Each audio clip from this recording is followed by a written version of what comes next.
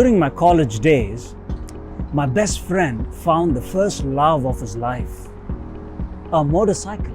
I still remember it was not easy to find it, and more so, not easy to manage the funds to purchase it.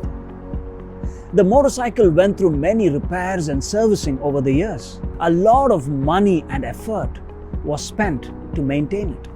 Considering the sacrifices, it would have been a good idea to sell it on various occasions, but that never happened.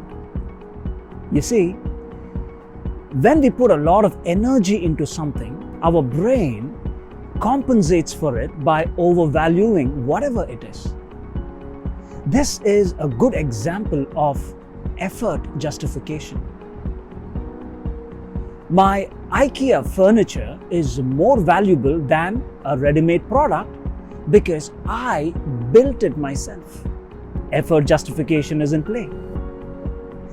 A business proposal that I spent weeks preparing ended up being rejected, and I'm having difficulty letting it go.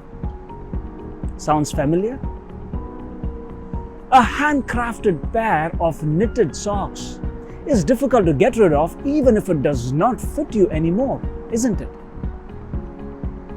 This happens at every corner of our life and seriously affects the quality of the decision we make.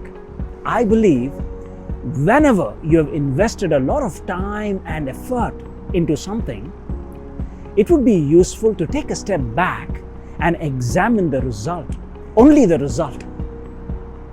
Now that you are aware of your subconscious effort justification, you can make decisions more objectively.